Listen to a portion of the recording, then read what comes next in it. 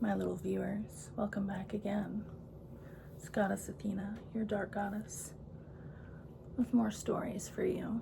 Things I like to share, things that interest me. Do you remember what we talked about last time?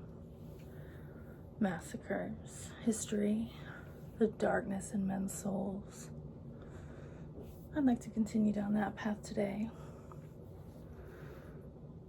I've been thinking in particular about a certain massacre that occurred in a little ravine near Babi Yar. The Germans, the Nazis, of course, because isn't it always the Nazis? They gunned down with machine guns 31,000 people in just 3 days in this ravine. Can you imagine 31,000 people in 3 days? It's a lot. The Germans were famous for that, after all, with their superior machine gun weaponry. The heat of the leather, sitting behind these belt-fed machine guns. Wow. Wearing those tall, knee-high black riding boots, feeding these bullets again and again into these prisoners, who would be naked, of course. They were always naked. It was like a final humiliation right before death and after death, because they'd keep shooting them, even after they were dead, even after they were on the ground, just filling their bodies with bullets. I can just imagine the smell, the heat, the smoke in the air.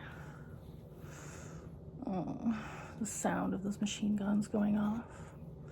Those boxes and boxes and belts of bullets.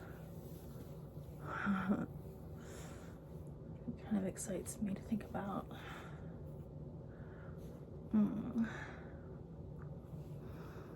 Because these shooters were trained to execute these prisoners in a certain way. They were trained not to let up. They were trained to just empty these belts into their bodies, even after death. 30 prisoners at a time. And what most people don't know is, this is relatively new technology still.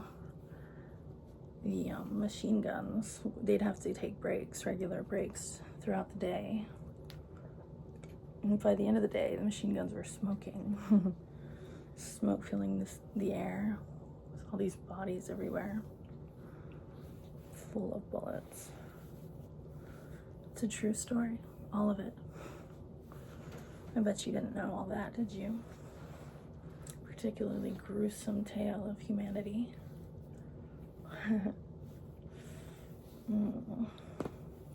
These things just fascinate me. Like I said, morbidly so. I have a morbid fascination with massacres, with what men are capable of when their power is unchecked, letting free the darkness in their hearts.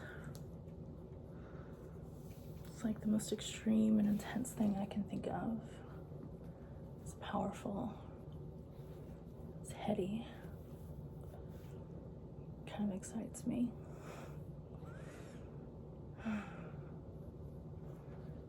Well,